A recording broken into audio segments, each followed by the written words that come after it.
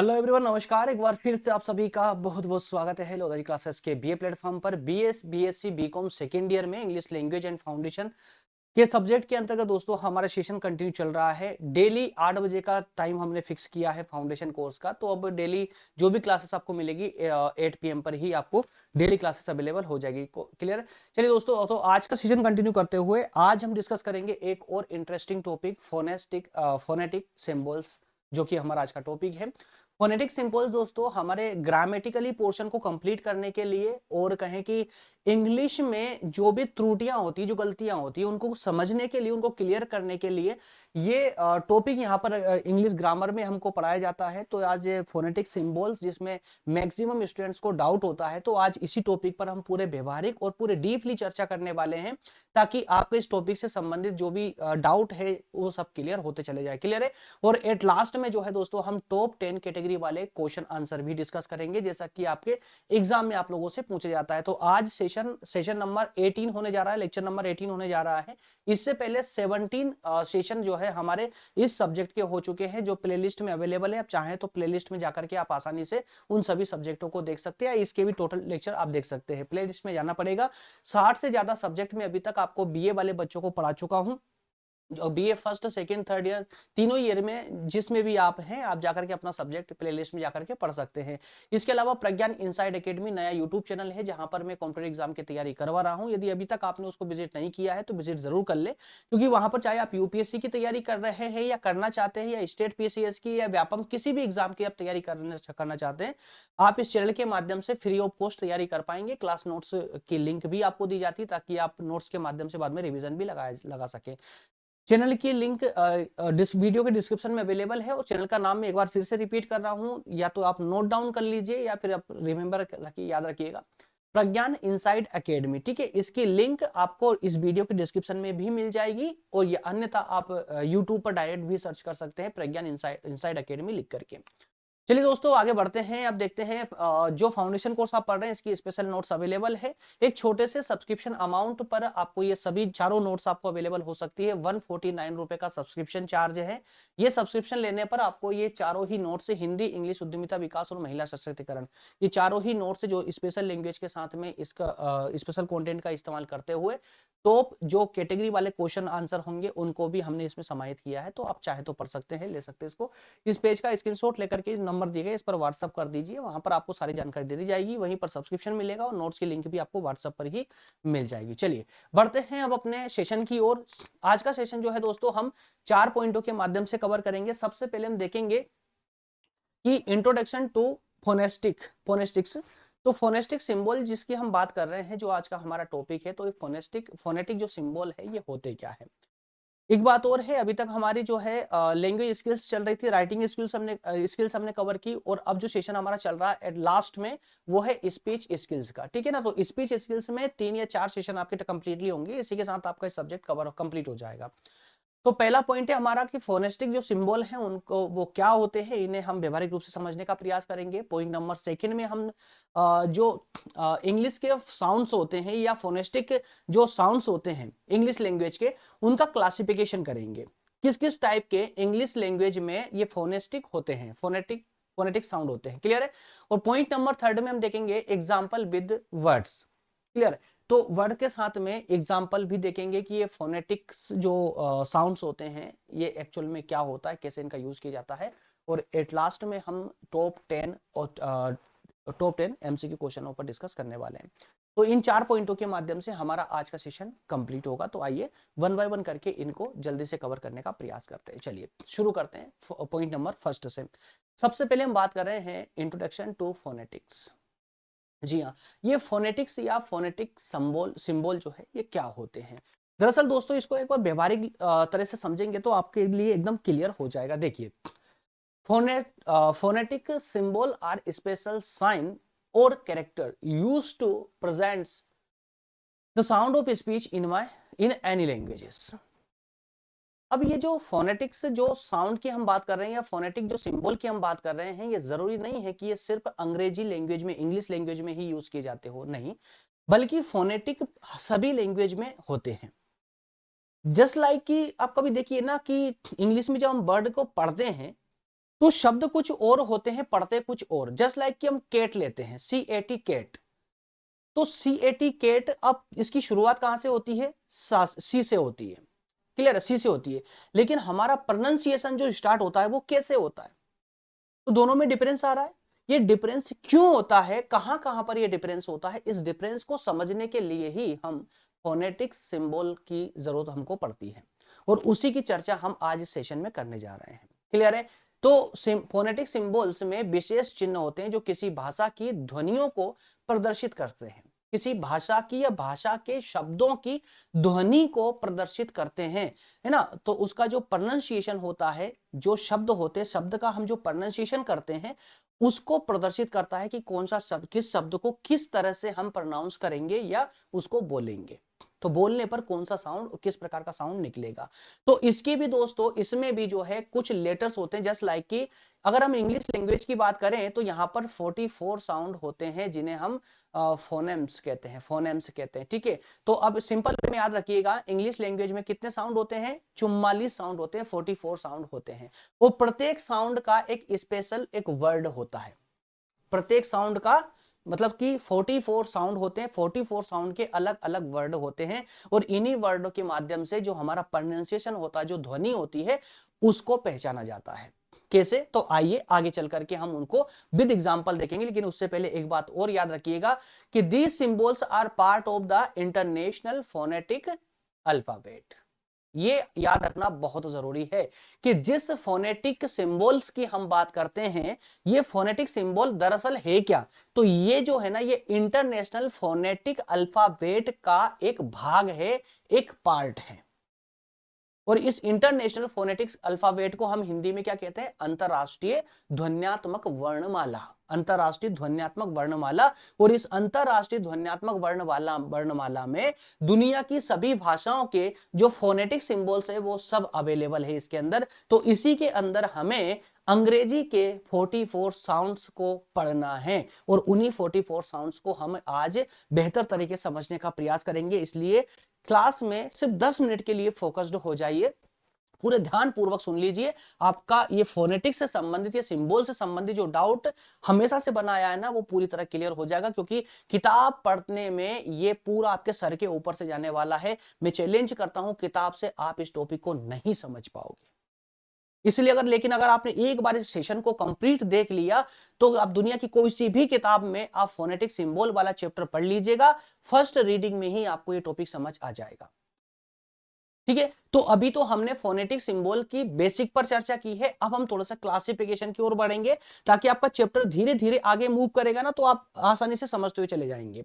वो मेरा यहाँ पर हर जो मूव करता हूं ना, मैं पॉइंट वाइज जो मूव करता हूं ना, उसकी एक स्ट्रेटजी होती है, एकदम आपको जीरो से लेकर थोड़ा सा एडवांस की ओर लेकर के जाता हूं। अब यहाँ पर अब जैसे आपने थोड़ा सा बेसिक समझा अभी कि फोनेटिक सिंबल क्या होते हैं, है ना, तो अब इसमें क्लासिफिकेशन आप समझेंगे। आपने ये तो देख लिया कि फोनेटिक सिंबल जो होते हैं 44 टाइप के होते हैं इंग्लिश लैंग्वेज में, लेकिन ये 44 टाइप के आपने एक बंडल के रूप में पढ़ लिया। अब इनका क्लासिफिकेशन जब हम करेंगे ना, तो आपको क्लियर, एकदम क्लियर वे में समझ आने वाला है। जैसे कि देखिए, सुनिए, क्लासिफिकेशन की बात करें तो यहां पर 44 वर्ड्स होते हैं, 44 साउंड होते हैं इंग्लिश लैंग्वेज में, ये आप अच्छे से समझ चुके थे।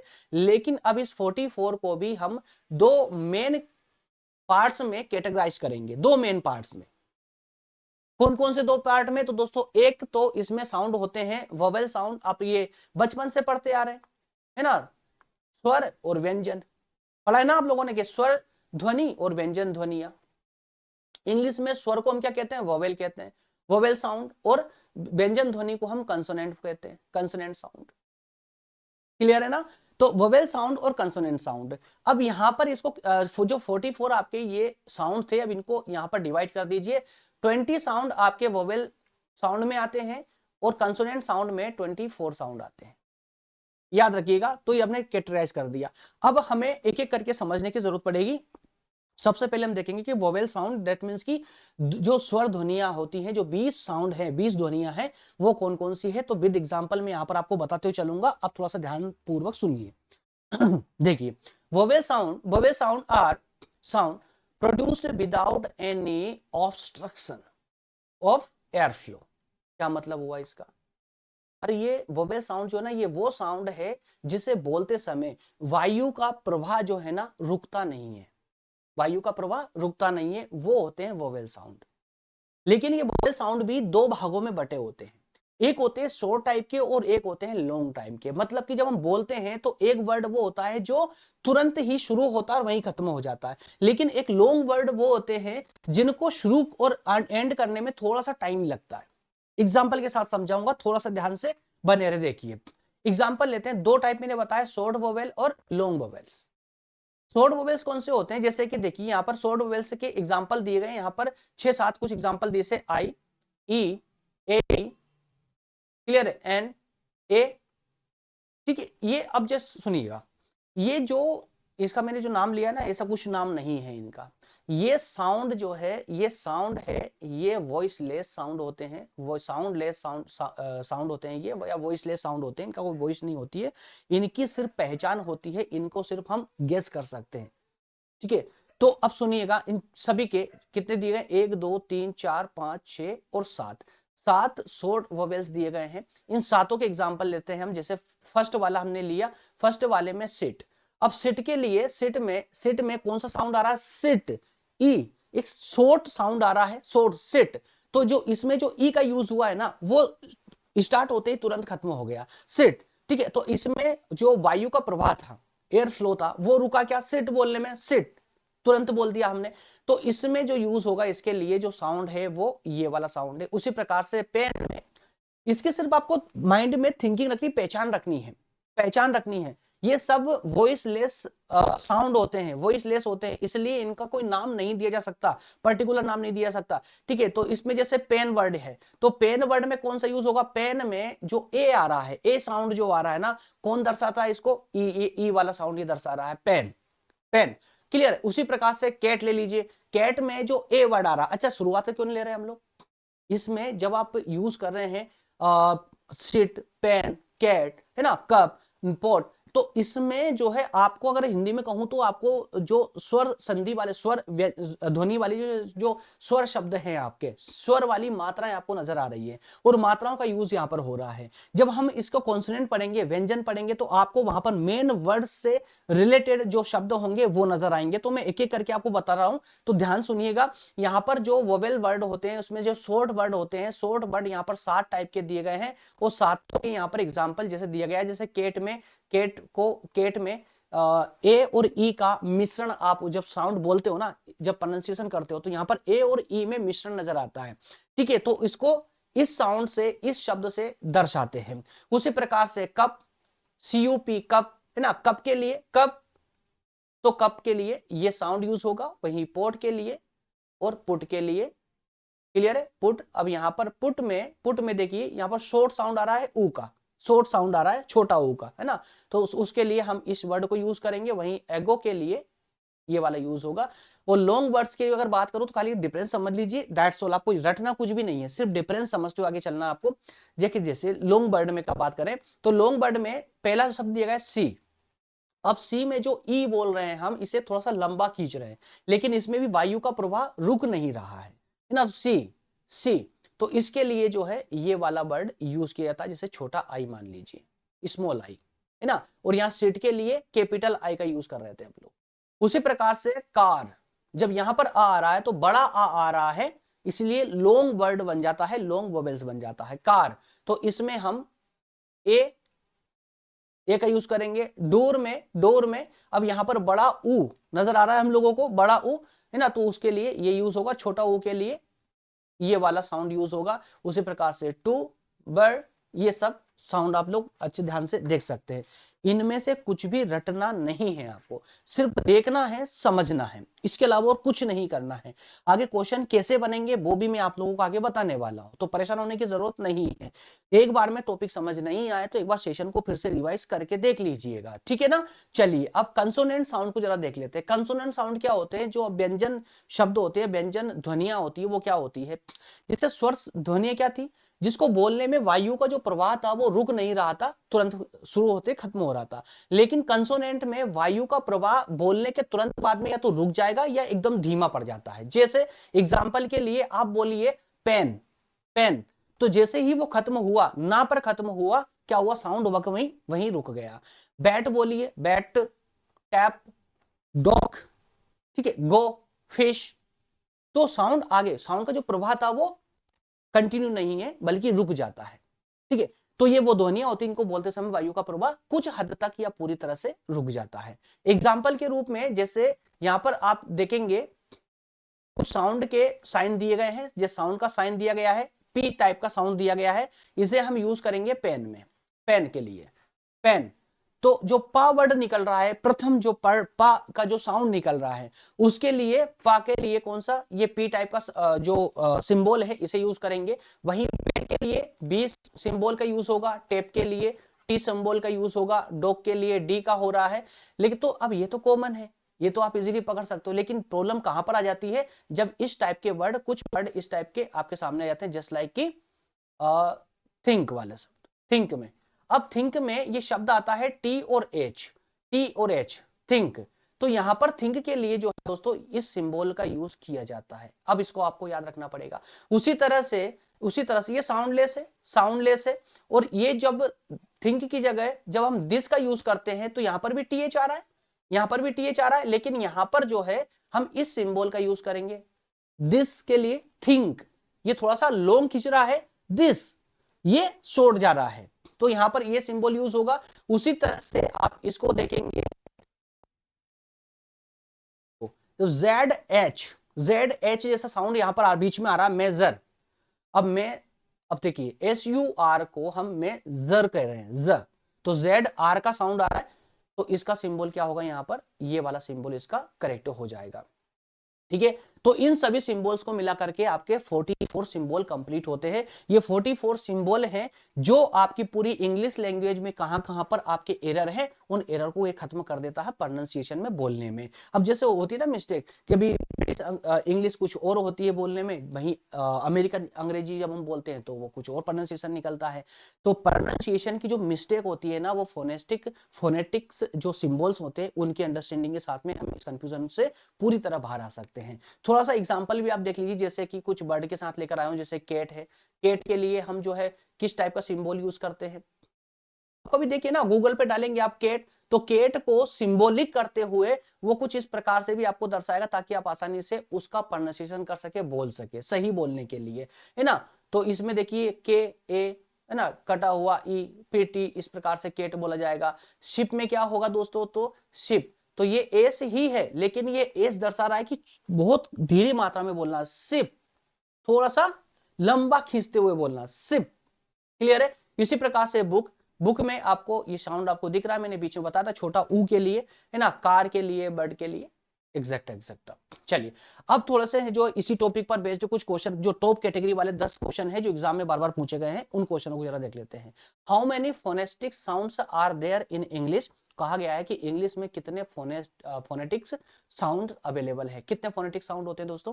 तो आप सभी को पता है, मैं अभी रिवाइज करके आए, 44 साउंड्स, कंप्लीट इंग्लिश लैंग्वेज में 44 साउंड होते हैं, जिसमें से 20 साउंड होते हैं वोवेल्स के, और आपके जो वोवेल्स के अलावा 44 साउंड होंगे आपके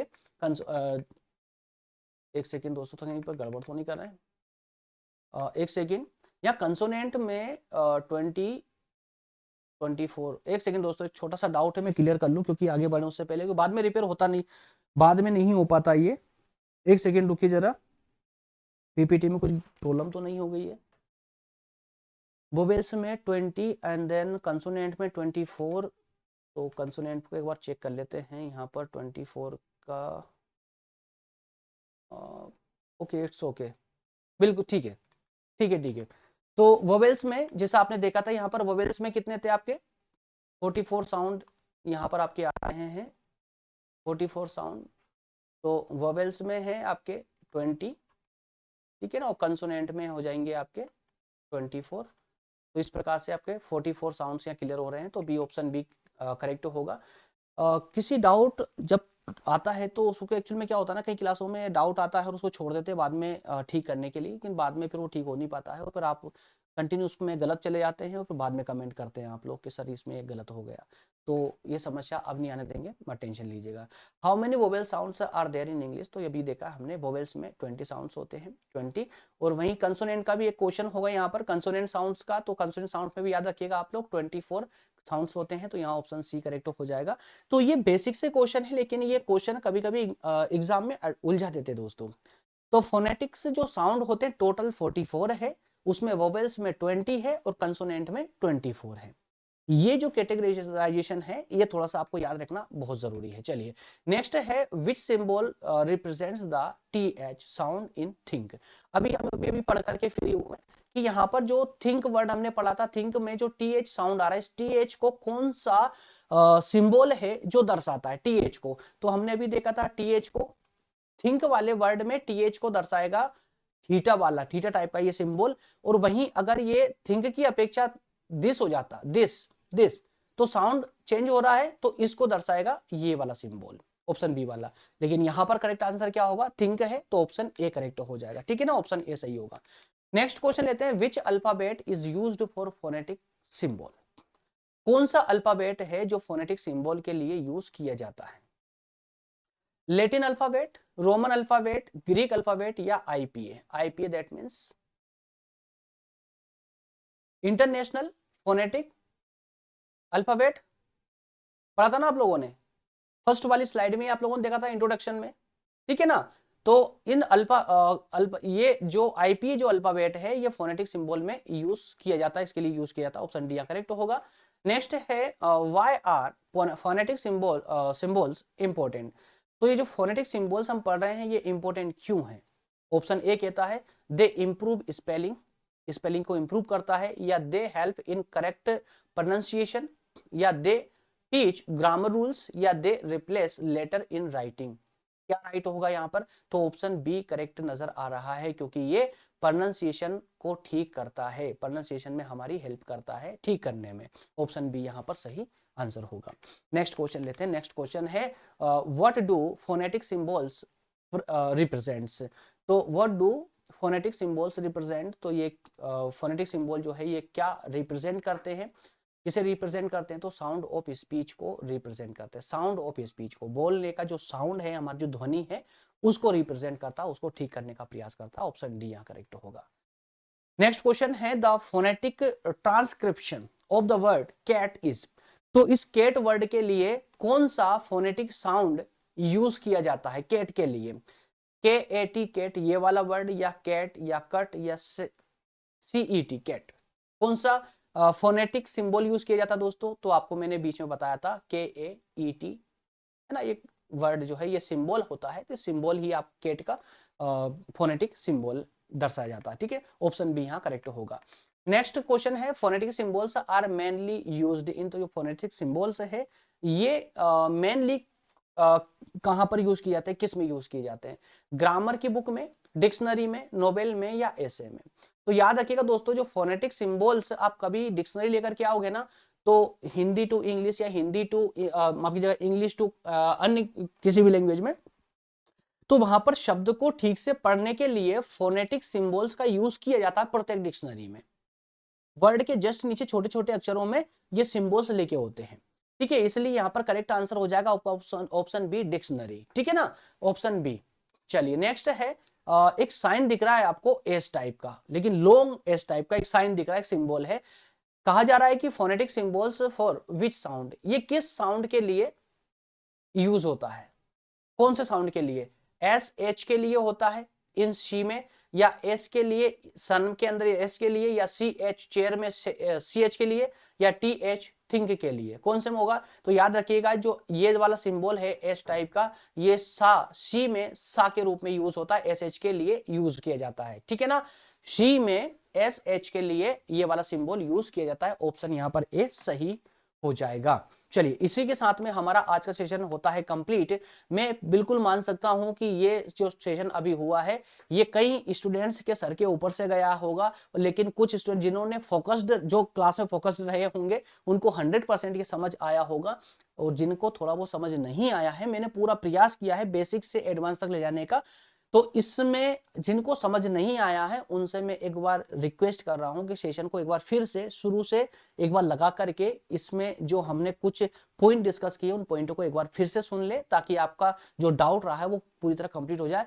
कम से कम 2 बार इस सेशन को देखिएगा, समझ नहीं आने की स्थिति में 100% आपको समझ आ जाएगा। उसके बाद में जो क्वेश्चन आंसरों पर प्रैक्टिस किए उन क्वेश्चन आंसरों को देख लीजिएगा।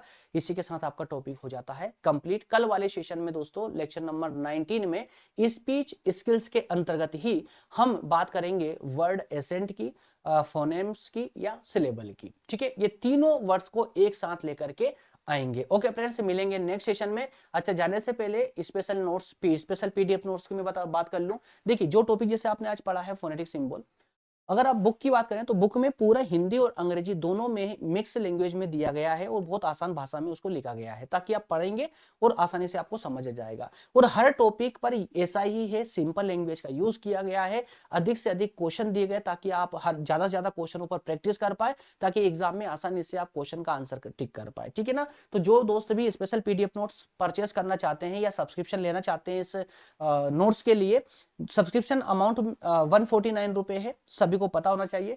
कैसे मिलेगा, तो आपको नीचे नंबर दिए गए, इस नंबर पर आप कांटेक्ट या व्हाट्सएप कीजिए, आपको वहां पर नोट्स की लिंक आपको व्हाट्सएप पर ही प्राप्त होगी।